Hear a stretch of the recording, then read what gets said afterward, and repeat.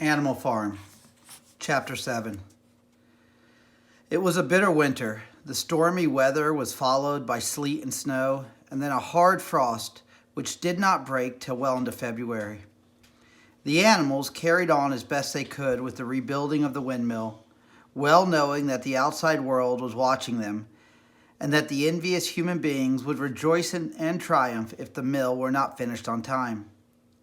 Out of spite, the human beings pretended not to believe that it was Snowball who had destroyed the windmill. They said that it had fallen down because the walls were too thin. The animals knew that this was not the case.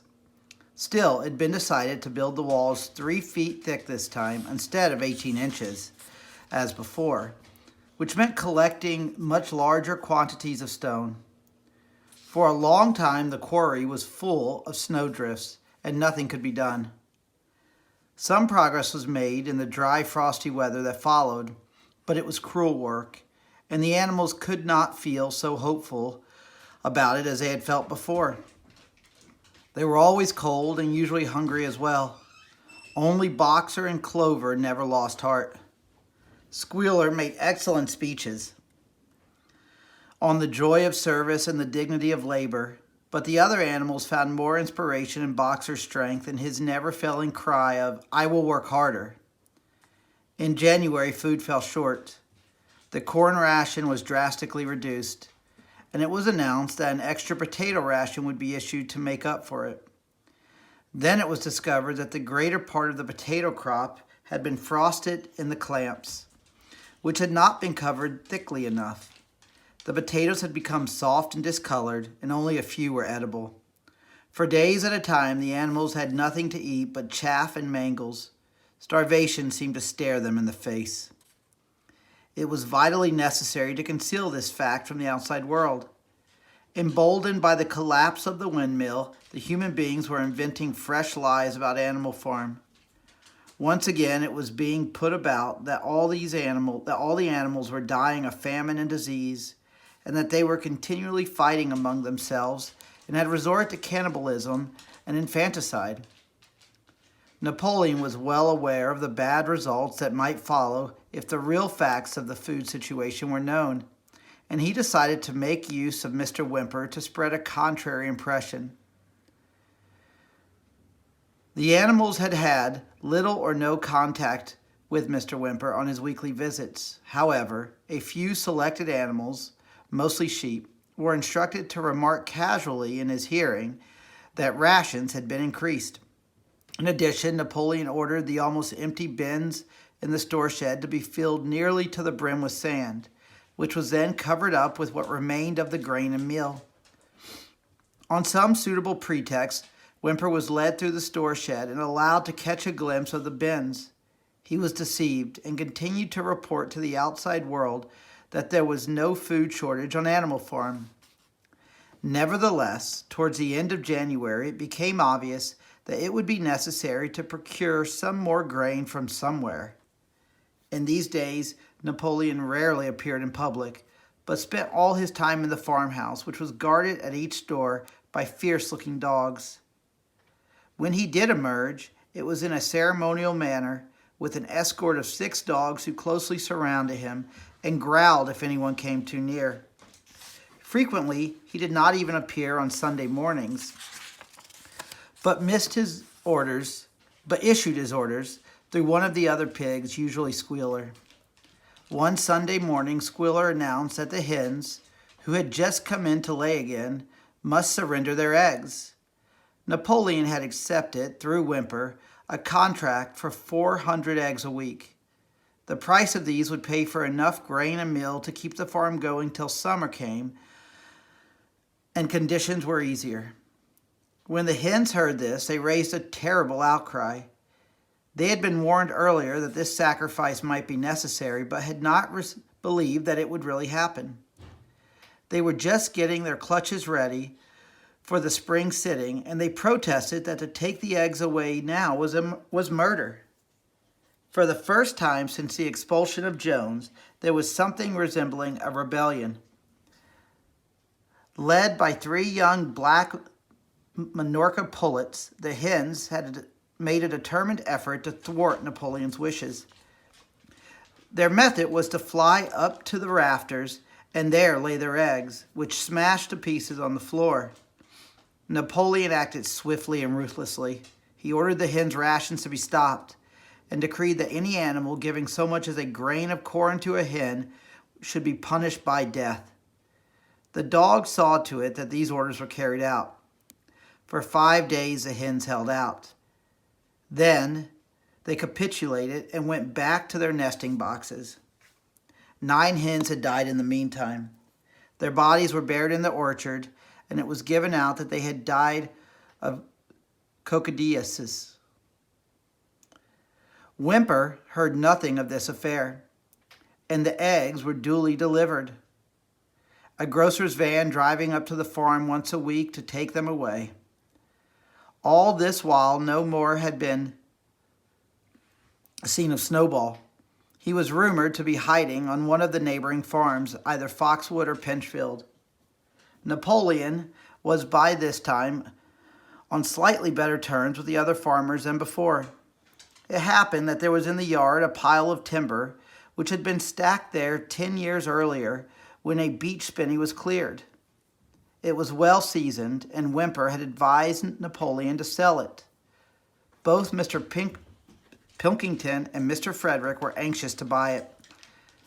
Napoleon was hesitating between the two, unable to make up his mind. It was noticed that whenever he seemed on the point of coming to an agreement with Frederick, Snowball was declared to be in hiding at Foxwood, while when he inclined towards Pilkington, Snowball was said to be at Pinchfield. Suddenly, early in the spring, an alarming thing was discovered. Snowball was secretly frequenting the farm by night. The animals were so disturbed that they could hardly sleep in their stalls. Every night, it was said, he came creeping in under cover of darkness and performed all kinds of mischief.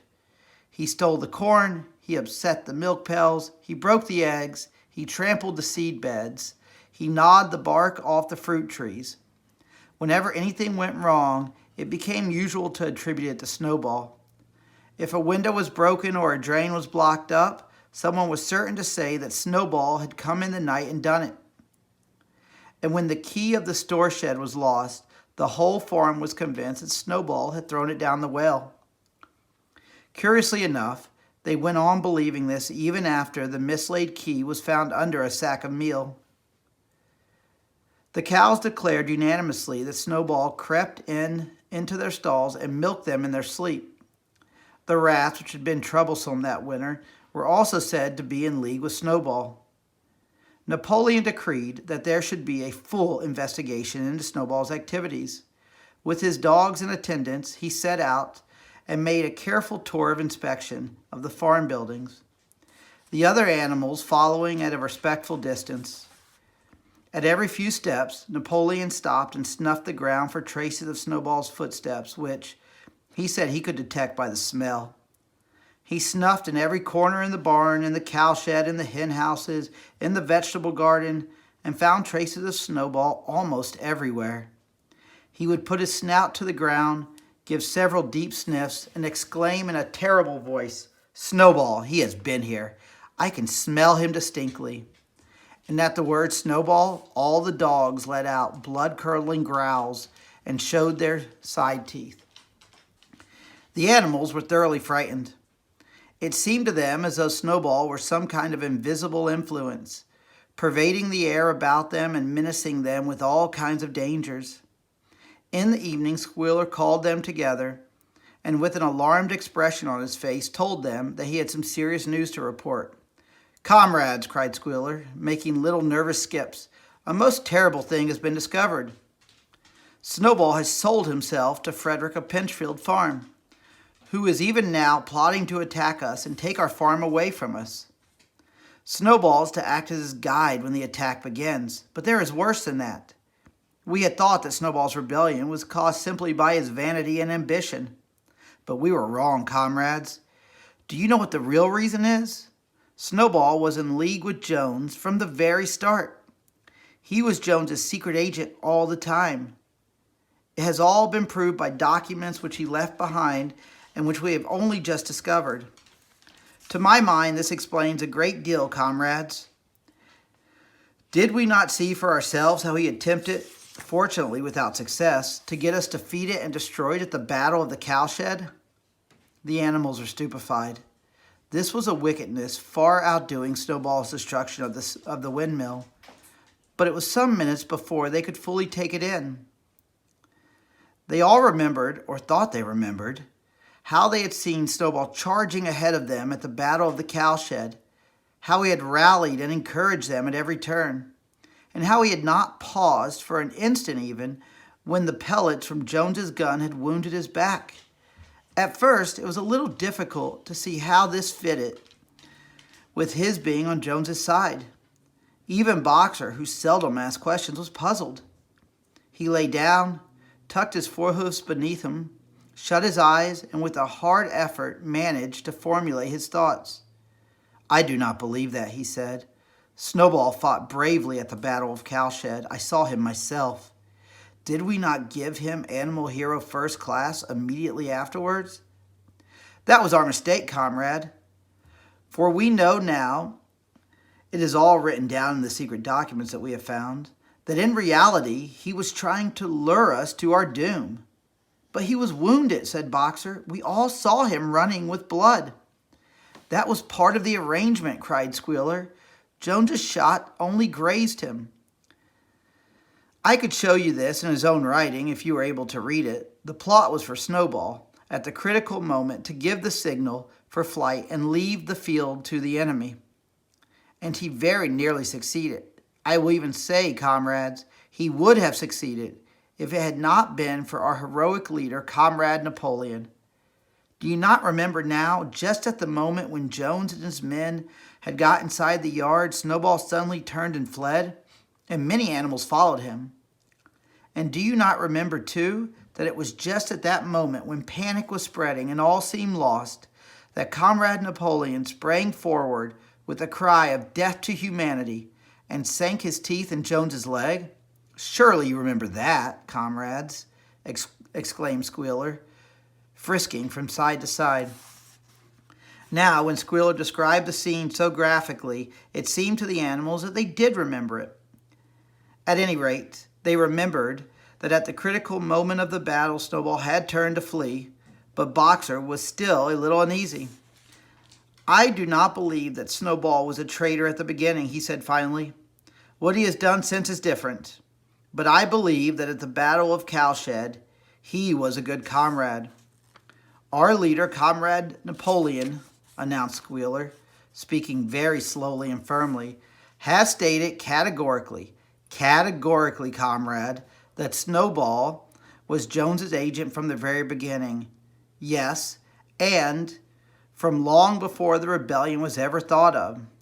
"Ah, that is different," said Boxer. "If Comrade Napoleon says it, it must be right." "That is the true spirit, comrade," cried Squealer. But it was noticed he cast a very ugly look at Boxer with his little twinkling eyes. He turned to go, then paused and added impressively, "I warn every animal on this farm to keep his eyes very wide open. For we have reason to think that some of Snowball's secret agents are lurking among us at this moment."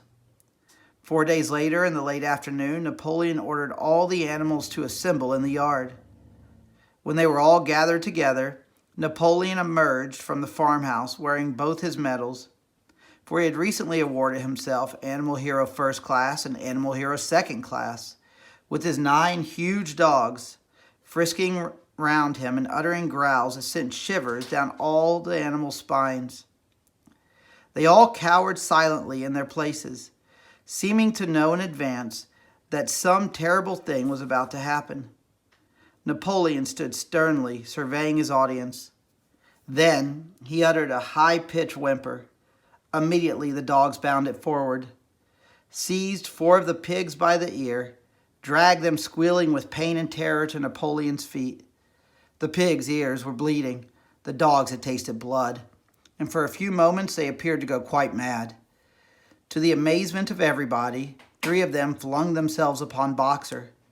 Boxer saw them coming and put out his great hoof, caught a dog in midair and pinned him to the ground. The dog shrieked for mercy, and the other two fled with their tails between their legs. Boxer looked at Napoleon to know whether he should crush the dog to death or let it go. Napoleon appeared to change countenance and sharply ordered Boxer to let the dog go. Whereat Boxer lifted his hoof. The dog slunk away, bruised and howling. Presently, the tumult died down. The four pigs waited trembling, with guilt written on every line of their countenances. Napoleon now called upon them to confess their crimes. They were the same four pigs as had protested when Napoleon abolished Sunday meetings. Without any further prompting, they confessed that they had been secretly in touch with Snowball ever since the expulsion, that they had collaborated with him in destroying the windmill, and that they had entered into an agreement with him to hand over Animal Farm to Mr. Frederick. They added that Snowball had privately admitted to them that he had been Jones's secret agent for years past. When they finished their confession, the dogs promptly tore their throats out. And in a terrible voice, Napoleon demanded whether any other animal had anything to confess. The three hens, who had been the ringleaders in the attempted rebellion over the eggs, now came forward and stated that Snowball had appeared to them in a dream and incited them to disobey Napoleon's orders. They too were slaughtered. Then a goose came forward and confessed to having secreted 6 ears of corn during last year's harvest and eaten them in the night. Then a sheep confessed to having urinated in the drinking pool, urged to do this, so she said, by Snowball. And 2 other sheep confessed to having murdered an old ram, an especially devoted follower of Napoleon, by chasing him round and round a bonfire when he was suffering from a cough. They were all slain on the spot. And so the tale of confessions and executions went on until there was a pile of corpses lying before Napoleon's feet, and the air was heavy with the smell of blood, which had been unknown there since the expulsion of Jones. When it was all over, the remaining animals, except for the pigs and dogs, crept away in a body. They were shaken and miserable. They did not know which was more shocking, the treachery of the animals who had leagued themselves with Snowball, or the cruel retribution to which they had just witnessed. In the old days, there had often been scenes of bloodshed equally terrible, but it seemed to all of them that it was far worse now that it was happening among themselves. Since Jones had left the farm until today, no animal had killed another animal. Not even a rat had been killed. They had made their way onto the little knoll where the half-finished windmill stood, and with one accord they all lay down as though huddling together for warmth. Clover, Muriel, Benjamin, the cows, the sheep, and a whole flock of geese and hens. Everyone, indeed, except the cat, who had suddenly disappeared just before Napoleon ordered the animals to assemble. For some time nobody spoke. Only Boxer remained on his feet. He fidgeted to and fro, swishing his long tail against his sides and occasionally uttering a little whinny of surprise. Finally, he said, "I do not understand it. I would not have believed that such things could happen on our farm. It must be due to some fault in ourselves. The solution, as I see it, is to work harder. From now onwards, I shall get up a full hour earlier in the mornings." And he moved off at his lumbering trot and made for the quarry. Having got there, he collected 2 successive loads of stone and dragged them down to the windmill before retiring for the night. The animals huddled about Clover, not speaking. The knoll, where they were lying, gave them a wide prospect across the countryside.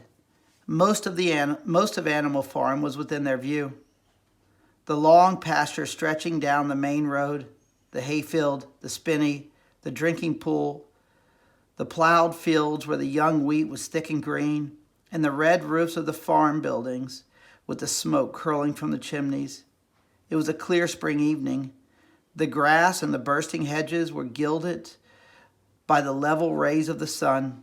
Never had the farm, and with a kind of surprise they remembered that it was their own farm, every inch of it their own property, appeared to the animals so desirable a place. As Clover looked down the hillside, her eyes filled with tears.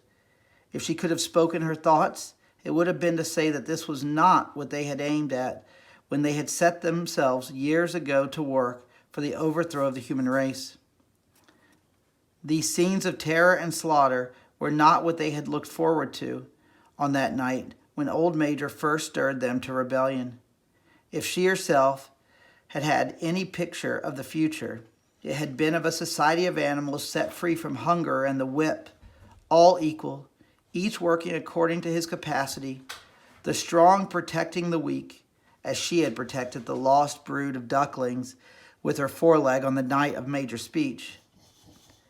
Instead, she did not know why, they had come to a time when no one dared speak his mind, when fierce growling dogs roamed everywhere, and when you had to watch your comrades torn to pieces after confessing to shocking crimes. There was no thought of rebellion or disobedience in her mind. She knew that. Even as things were, they were far better off than they had been in the days of Jones, and that before all else, it was needful to prevent the return of the human beings. Whatever happened, she would remain faithful, work hard, carry out the orders that were given to her, and accept the leadership of Napoleon. But still, it was not for this that she and all the other animals had hoped and toiled. It was not for this that they had built the windmill and faced the bullets of Jones's gun. Such were her thoughts, though she lacked the words to express them. At last, feeling this to be in some way a substitute for the word she was unable to find, she began to sing Beast of England. The other animals sitting round her took it up, and they sang it 3 times over, very tunefully, but slowly and mournfully, in a way they had never sung it before. They had just finished singing it for the 3rd time when Squealer, attended by 2 dogs, approached them with the air of having something important to say. He announced that by a special decree of Comrade Napoleon, Beast of England had been abolished. From now onwards, it was forbidden to sing it. The animals were taken aback. "Why?" cried Muriel. "It's no longer needed, comrade," said Squealer stiffly. "Beast of England was a song of the rebellion, but the rebellion is now completed. The execution of the traitors this afternoon was the final act. The enemy, both external and internal, has been defeated. In Beast of England, we expressed our longing for a better society in days to come, but that society has now been established. Clearly, this song has no longer any purpose." Frightened though they were, some of the animals might possibly have protested, but at this moment the sheep set up their usual bleating of 4 legs good, 2 legs bad, which went on for several minutes and put an end to the discussion. So Beast of England was heard no more. In its place, Minimus the poet had composed another song which began, Animal Farm, never through me shalt thou come to harm. And this was sung every Sunday morning after the hoisting of the flag, but somehow neither the words nor the tune ever seemed to the animals to come up to Beast of England.